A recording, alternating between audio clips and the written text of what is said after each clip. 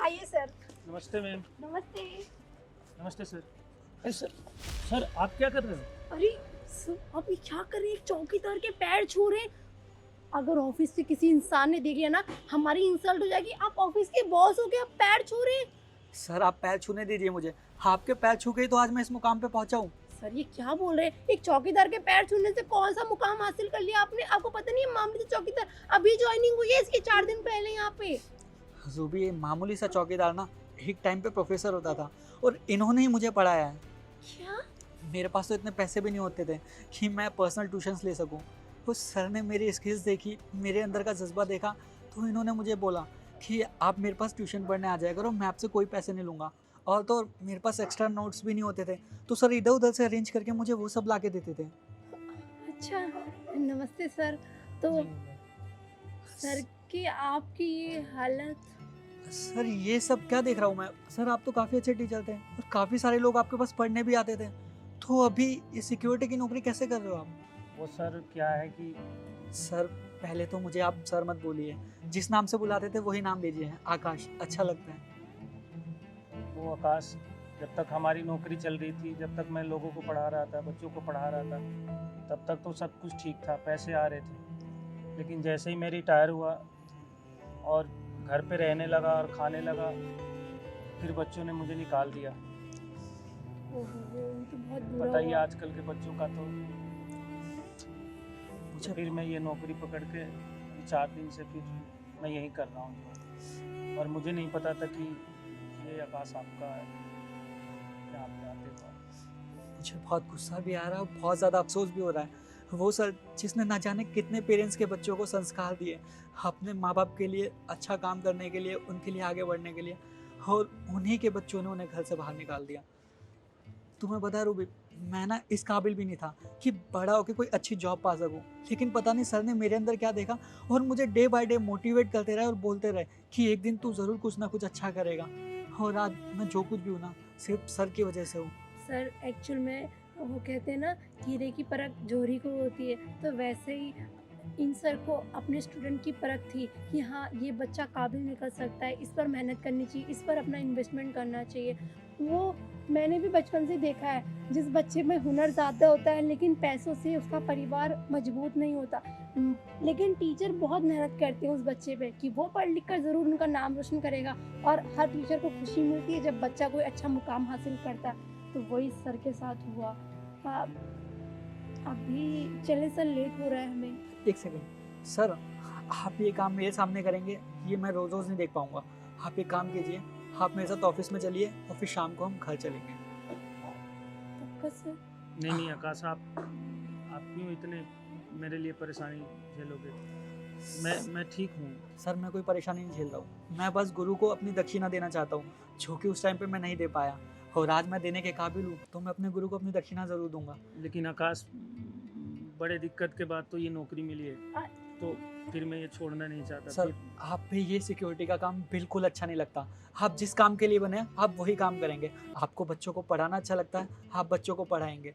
Sir आपको पता है, जब आपने मुझे पढ़ाया था ना, तो उस टाइम पे मेरे दिमाग में बस यही चलता था कि जैसे मेरे पास पैसे नहीं होते पढ़ने के लिए, मेरे लिए तो आप हो, लेकिन और भी ऐसे बहुत बच्चे होते होंगे जिनका मन तो करता होगा पढ़ने का, कुछ करने का, लेकिन उनके पास कोई सोर्स नहीं होता।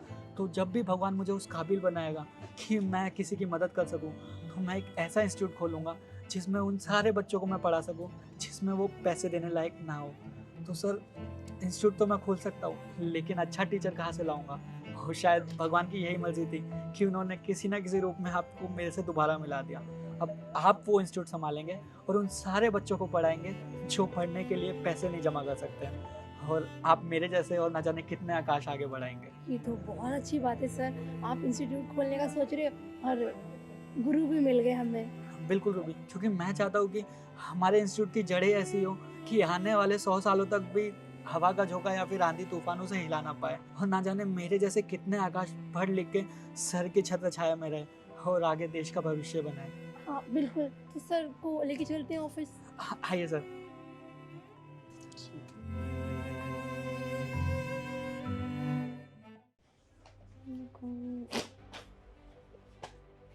मैडम, तुम यहाँ पे भी आ गए? अरे तुम्हें शर्म नहीं आती है? तुम पीछा करते करते यहाँ तक आ जाते हो। बाप हो, लेकिन बाप वाले लक्षण कुछ भी नहीं। कहा ना मैंने कितनी नफरत करती हूँ तुमसे, और तुम घर से बाहर निकाल दिया तो अपना काम करो ना यार। क्यों मेरे आगे पीछे डोल रहे हो? मैं कोई पैसे वैसे नहीं देने वाली हूँ, मेरी लाइफ बहुत अच्छी चल रही है और मुझे ना आपसे ना तो मतलब है और ना ही मैं आपको जानती हूँ। प्लीज यहाँ से चले। जब पता चला ऑफिस में किसी ने देख लिया तो ऑलरेडी तमाशा हो जाएगा, सबको पता चल जाएगा कि आप मेरे बाप हो और कितना मजाक उड़ाएंगे सब मेरा।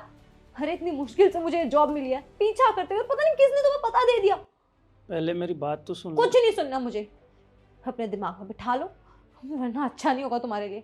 मैं नहीं चाहती यहाँ से सिक्योरिटी को बुलाऊं और धक्के मार के बाहर निकलवाऊं, इसी में तुम्हारी भलाई है। यहाँ से चुपचाप चले जाओ। देखो मैं नहीं चाहती मेरे कलीग्स वगैरह मुझे देखे, इसलिए, वरना अभी तुम्हारी अकल टिकाने लगा देती। भूल गए क्या क्या किया था मैंने तुम्हारे साथ? घर से कैसे धक्के मार के निकाले थे। अरे किसी काम के नहीं हो अब तुम, अपना पेट पालो बस। मैं फ्री का खाना नहीं खिला सकती हूँ तुम्हें, और मेरे पास इतने फालतू के पैसे नहीं आ रहे हैं कि हाँ तुम्हारे ऊपर भी खर्च करूँ, तुम्हारी दवाई के ऊपर भी खर्च करूँ। नहीं कर सकती मैं, मेरी खुद की भी जिंदगी है, मुझे खुद के बारे में भी सोचना है। और एक बात बताओ, तुम्हारे पास ये कपड़े कहाँ से? ओह समझ गई, अब कमाने का कोई जरिया नहीं है तो किसी से भीख भीख मांगी होगी, तो उसने कपड़े दे दिए होंगे, उसको पहनने नहीं होंगे। तुम्हें पता है तुम ना यही डिजर्व करते हो। जब तक कमा रहे थे तब तक हमारे लिए काम के थे, और अब जब नहीं कमा रहे, हमारे लिए काम के नहीं थे, तो मैंने घर से निकाल दिया तुम्हें। अगर अभी भी पैसे वैसे कमा रहे हो, कहीं जॉब वॉब कर रहे हो, तो मुझे बताओ सैलरी कितनी है, तब मैं घर में रखूंगी। उससे पहले मेरे मन में तुम्हारे लिए कोई जगह नहीं बदलने वाली है, तुम घर के बाहर ही डिजर्व करते हो। अरे अंकिता, तुमने बता दिया सर को सब कुछ? सर को इन्हें क्या बताना था सर, और ये यहाँ पे क्या कर रहे हैं? यहाँ पे क्या कर रहे हैं?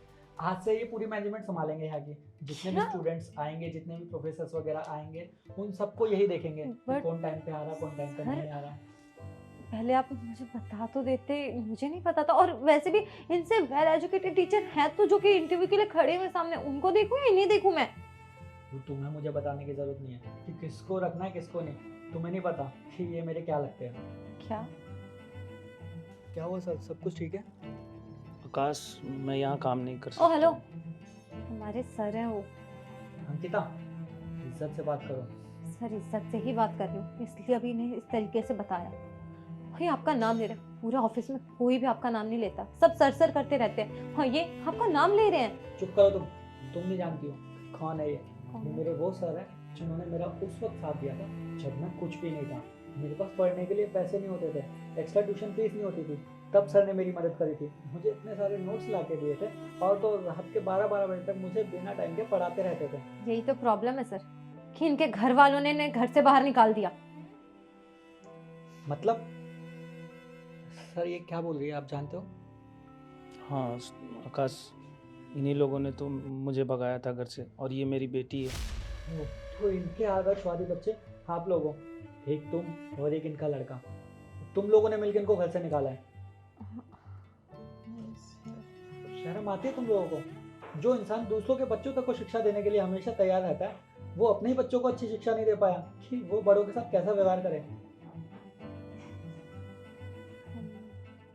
Sorry sir. और इसीलिए मुझे लगता है कि तुम्हें यहाँ से नौकरी से निकालना पड़ेगा। बट सर मैंने इस जॉब को पाने के लिए बहुत मेहनत की है, दिन तो- रात पढ़ाई की है यहाँ पे जॉब करने के लिए। हर कोई अपना फायदा देखता है ना। तुम लोगों ने अपना फायदा देखा, जब तुम्हारे फायदे के लायक तुम्हारे पापा नहीं थे, तुमने उन्हें घर से निकाल दिया।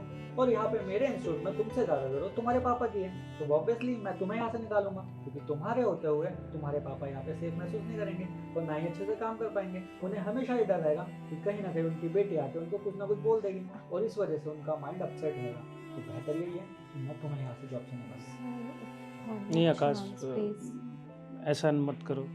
मैं इसीलिए कह रहा था आप हमें मत ले चलो, मुझे गार्ड ही रहने दो, और मैं गार्ड में सही काम कर रहा था। आप हमारी वजह से बहुत सारा दिक्कत आने लगी आपको। सर कोई दिक्कत नहीं आ रही है, और वैसे भी जिन लोगों की वजह से दिक्कत है उनको निकाल देंगे तो ज़्यादा अच्छा रहेगा ना। Okay sir.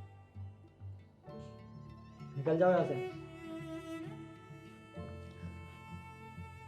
दोबारा अपनी शक्ल मत दिखाना। सर ये आपकी चेयर है, आप जाके बैठिए। पर आपके सामने बैठिए सर, मैं तो आपका स्टूडेंट हूँ।